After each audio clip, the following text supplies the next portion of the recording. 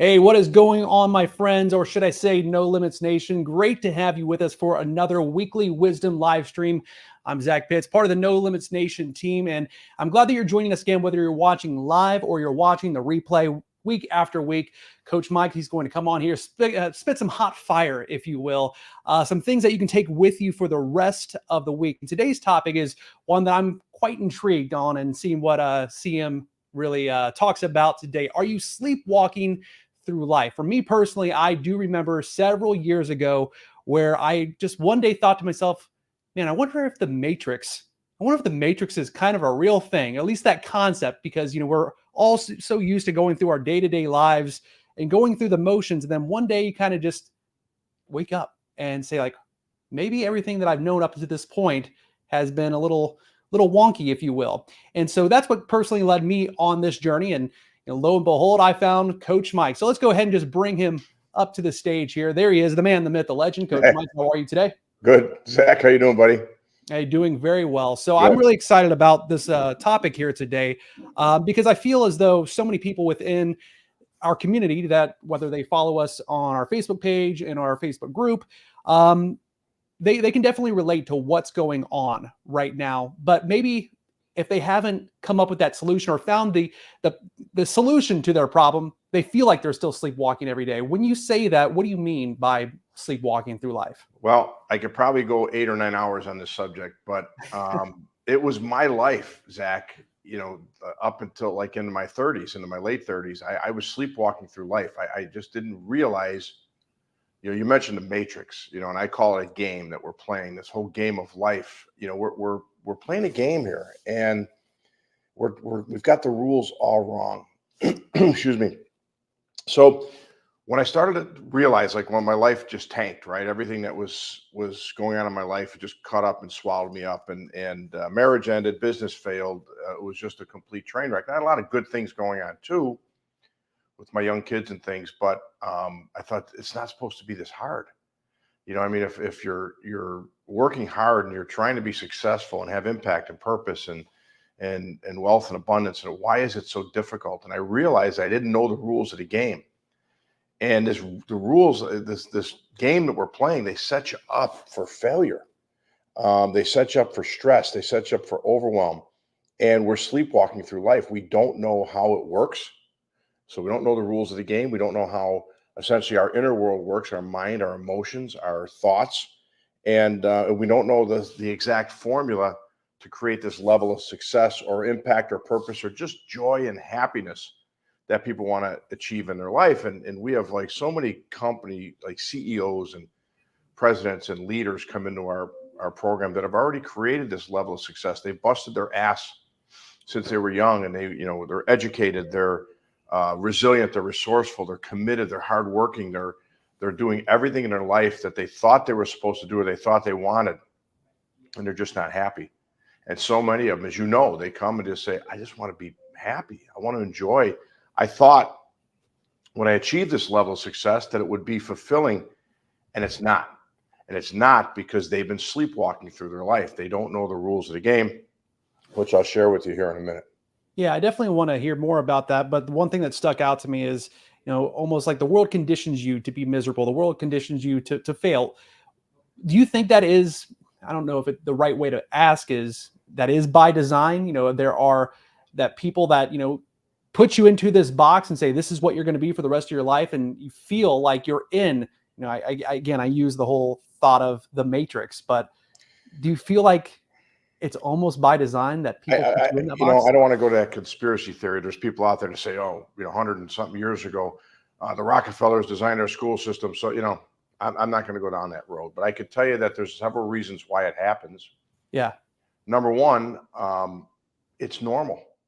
Like, our parents are stressed, and their parents were stressed, and their parents were stressed or worried or anxious or fearful, because we don't know what this game is, right? We know what we understand. We're here, and then we fear death. We fear life. We fear each other. We fear money, and all of these things that people keep, percolating. It's not normal to be happy. You're weird if you're happy-go-lucky, right? I remember during COVID, I knew what COVID was early on, and I wasn't afraid of it. And I don't live my life in fear.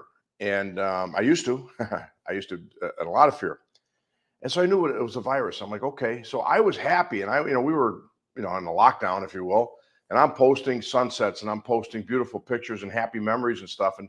And a neighbor commented to Kelly, he's like, is Mike like normally like this happy all the time? She goes, yeah, not all the time, but he's a pretty happy guy. But that's not normal. We're supposed to buy into the fear. We're supposed to buy into the chaos and the stress. And like when you see people glob on the posts online, we could post 100 testimonial videos of like, inspiring stories about how people change their life through our program and not get any clicks. We post one, what I would call a negative subject or chaotic subject or something, and bam, here come the people. And it's not because they're bad people or they're negative people. It's that they've conditioned to be that way. So that's part of it, is that just this is society, and this is family, and this is where, excuse me, we're told the word no 60,000 times. And when we're told the word yes, like 6,000 times in our first 4 years of life, because our parents are trying to protect us, but they're literally conditioning our minds to be afraid. Then we throw ourselves in school, right? Our parents put us in school. And traditional school is, all right, great. You got all these ideas, you got all this passion, you've been playing for the first 4 or 5 years of your life and exploring and having fun. Now sit in the room and shut up. And I guess kindergarten's more fun, and first grade gets a little less fun, and second grade gets a little more serious. And then here we go.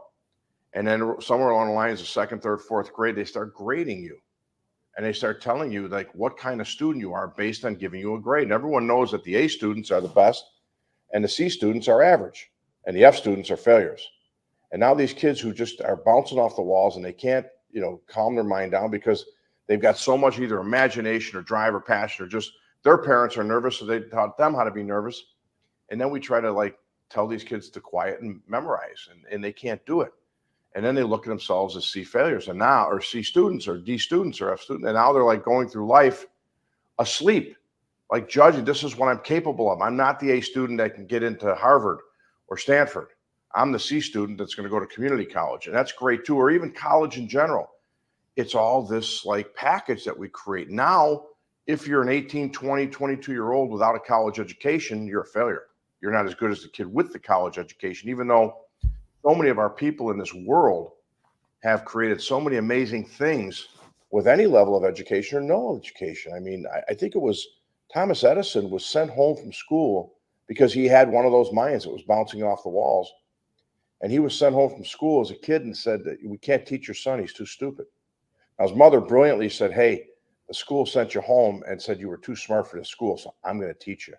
And look what Thomas Edison became with no education, no formal education. And it's unfortunately we're as we sleepwalk and we are conditioned through life, we become what we think we're supposed to become, and that starts all the problems. So you take somebody who's got all these wonderful ideas and passions and everything, and you're just pouring water and dousing the flame. And I was like, no, go to this school, learn these things, have this education, go to college. Now, when kids get out of college, they've been pent up for 12 years of their 22 years, or maybe even more, whatever, since they started to go to school, almost 20 years. And it's like, well, I want to live now. What do? They get any job they can get. They don't follow their passion. They go get a job. And then they have rent because they want to be free, and they want to get a car. They want to have fun. And now they build this level of debt. And now they end up existing and surviving every day instead of designing and carving out a life based on their passions, their joys, their happiness, their impact, their purpose, how they want to be in this world. They don't do that. They end up like just literally just sort of morphing into something that they never thought they'd become. And now here come all the stresses of the deadlines, the projects and everything. So instead of creating a life that they should have started at 3, 4, 5 years old based on their passions, they're now just sort of conformed and grinding out their weeks to get to the weekend. Yeah. So I guess I just want to rephrase what I was saying, because my question earlier, it's almost as if, people put you in a box, but it sounds like, we put ourselves in our own box just based on our experiences, fears, or just, and you basically put yourself in that predicament, if you will, where you don't go after the things. And the other thing that you hit on, and I know we've talked about it many, many times before within, the weekly Q&As, but the whole thought of, there are so many success stories that come through No Limits. But as soon as you put something negative, everybody just wants to jump on it. We've talked about if it bleeds, it leads. And, coming from a news background, that's something that hey, what's going to be the A block? What's going to kick off the show? The thing that's going to make the most people say, oh my gosh, because people love the drama. They love the chaos. And even last night, I went over and I visited my mom, and she just had the evening news on, network news, not local, but the evening network news. And right off the bat, it was a story, something in Tel Aviv and what's going on overseas, and the war over there. And I just couldn't believe the images that they were showing. And I know, because I worked in that industry, it's shock factor. It's to get people to say, like, can you believe what's happening there? Now that's unfortunate, obviously. And again, I just want to echo what you're saying about how for some people it's almost weird to be happy. you know? It is. Yeah. And that's so unfortunate. And so when you see somebody come in that has, quote unquote, sleepwalking, like, what's the first thing that you typically will do with people to help them wake up, if you will? Well, we've got to, and to go, I'm going to touch on that point also, what you just said there, Zach, but we've got to understand what the mind is. The mind is a supercomputer with AI. That's it. So the mind will literally do whatever you condition it and train it to do. How are we conditioned and trained? Our entire life. Exactly what we're talking about. Our childhood, which all of our beliefs are instilled, right? Our family dynamics and generational, like even like recipes or traditions and things like that. We're literally conditioned as we go through life. Now the plastic mind learns and conforms and becomes. So if most people are afraid, your mind's going to become pessimistic, fearful, afraid. And most people are walking through life levels of stress and anxiety, and they think it's normal, and it's not. It's not normal at all, but it's the way their mind has been trained. So they think it's normal because that's what their mind is telling them. So the first thing we do with clients is we start to retrain and recondition their mind to bring it back to factory settings before it's been tarnished by this world, right? So we got to bring it back to factory settings of peace and contentment, of flow, of happiness, of joy. And you can still experience aggravation, frustration, anger. I'm a golfer. I experience frustration almost every round of golf I play. And you could be disappointed in things. You can have opinions that or be agitated by circumstances in your life. That's all normal. But unfortunately, people spend so much time in those places that becomes their normal programming, their normal habits, their normal conditioning. So we've got to change that. But you also mentioned, like as part of what we are. Think about what we're told on TV, right? Who are we going to trust? We trust doctors, which most doctors are amazing, right? They're out there to help people, right? And but we're taught to trust certain people. We're taught to trust the authorities, right? We're taught to trust even our politicians, who are very untrustworthy. But we talk about all of these things that we learn, and then we're guided there, whether the information is right or wrong. And then TV, the things that were put on TV, like the news. People that watch the news endlessly, you might as well just drink poison every day, because you're destroying your mind. You can't sit in front of that TV and just watch this stuff every single day and be healthy and be happy. You can't. The news is not designed to provide news. It's designed to get you to watch. Period. End of story. This is not a conspiracy theory. This is fact. You're in the industry. Ratings sell. Everybody gets their bonus based on ratings, right? At the major news networks. So they want you to watch. How do you watch? Fear, right? Look at religions. And I'm not personally a fan of organized religion. I grew up Roman Catholic. I was an altar boy, and I believe in whatever works for you is great. Okay, and if you're happy, and God bless you, man, just do it. But I believe that religion's like air. God is like air. It's omnipresent. It's available to everyone. So everyone has their own personal relationship with their creator. So, to listen to all of the rules of religion. I mean, look at all the wars around the world and all the, it's money religion. And yet people believe, they know what they know, and they only believe what they believe because they've been taught to believe that. You look at a subject like racism. The fact that we are still having a discussion about racism in this world this far into our existence is absolutely tragic. But no one's born a racist. It's all learned and conditioned behavior. So everything that we know, everything that we are, everything that we believe, everything that we do on a daily basis as far as human behavior has been conditioned. It's habits. I speak the way I speak because I'm from Chicago. If you and I went and we were raised in England, we have a British accent. And you know where somebody's from based on how they speak, not just the language. I mean, we speak English, but we speak it a different way based on where we're from. We're conditioned by our environment. And that's the beauty of it. But think about it. If that's the case, then why couldn't we condition our mind to be whatever we want, whoever we want, right? And just like we would design a character for a play, like, well, I like these qualities, I like this characteristic, I like this personality, I like these results, I'd like to have this type of life. And then we get really clear on that, and then we start moving in that direction. Doesn't that make a lot more sense? But the problem is people don't know the formula on how to do that, and it's got to have consistency, because the mind's like, no, you've trained me to believe this.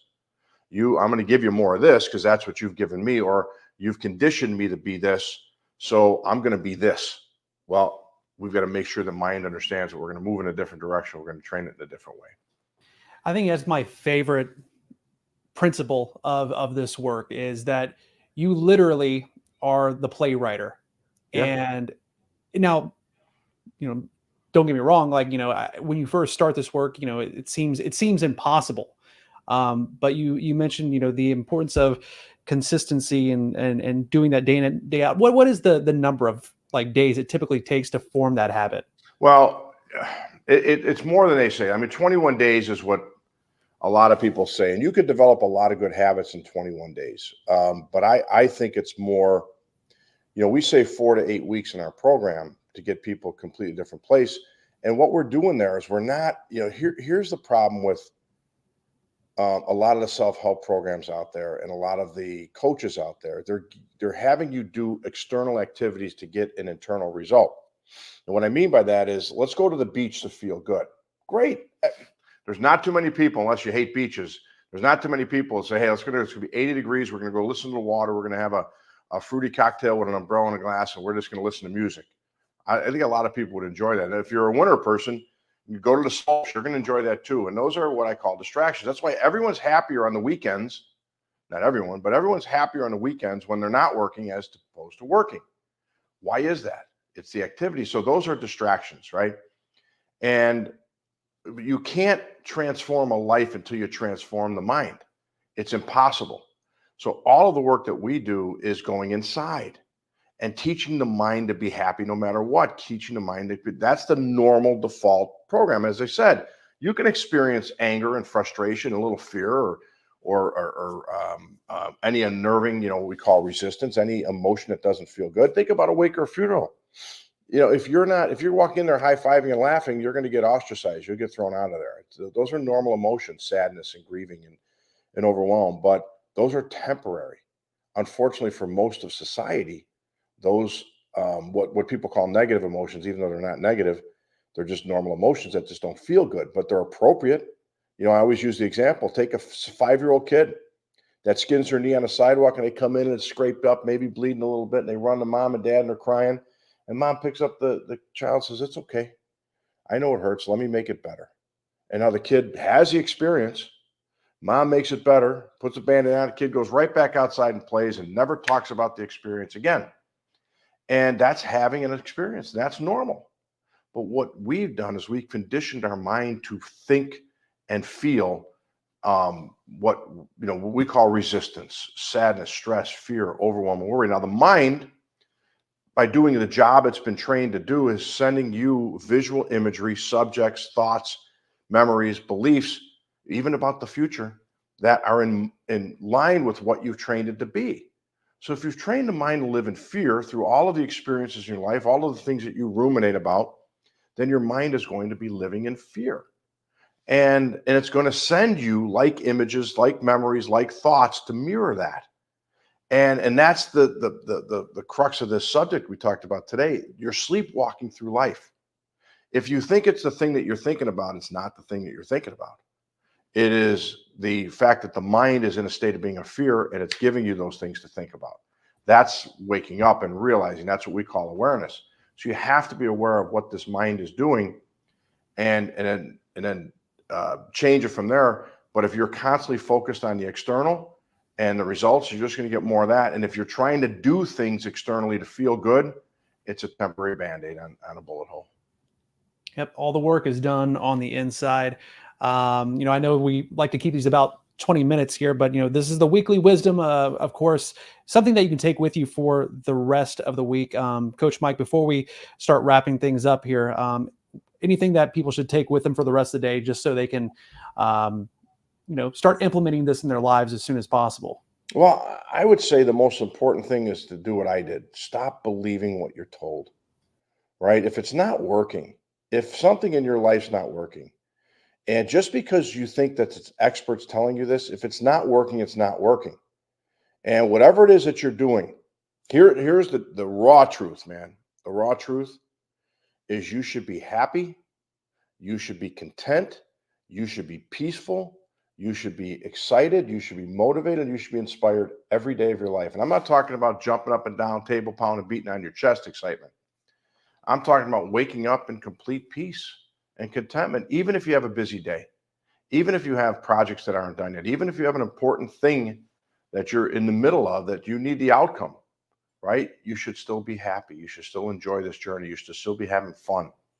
And you should teach your mind to do the same. And until you do, the mind's not going to respond. That's the default program. It's not about grinding your ass off Monday through Friday, being in complete stress. And then Friday at 3, you get, the weekend's here. Thank God it's Friday. And then 3 o'clock on Sunday, you start going into the Monday dread, right? You start dreading the week ahead.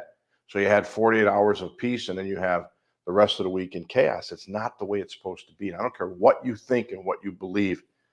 To this point, you're going in the wrong direction. And if you're listening, if you're watching and listening and absorbing stuff that you think is right, but things aren't working in your life, it's not right. And you need to get off that merry-go-round. And if you got people telling you to distract yourself to feel good, it's just temporary Band-Aid. And if you're taking any kind of self-medication, prescription drugs, no good. I'm talking about for mental health, for happiness, for joy, for anxiety, for depression, no good.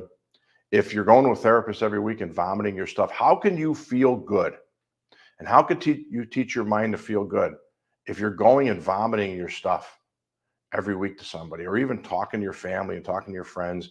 If you have the inclination to start texting and complaining, or social media posting and complaining, your mind has been trained for misery, and you're training your mind to do more. Whatever you give your mind, it's going to give it back to you. So wake up and realize that, man, everyone has an agenda out there. Everyone. Okay. And our agenda is we want you to enjoy your life. So that's a good agenda. But the prescription drug business, the news business, the churches, I'm not against anything or anyone. I'm just telling you that, boy, money seems to be behind a lot of it. And even the agenda of our politicians, not to go off on a tangent, but wake up and realize life's an inside job, and everything that you want is available to you internally.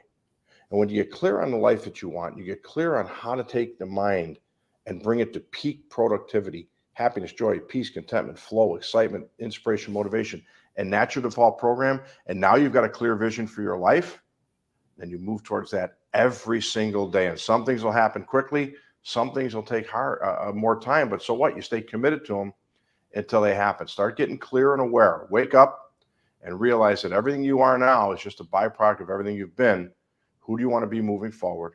And start designing a clear vision for your life, what it looks like moving forward when it meets your definition of happiness.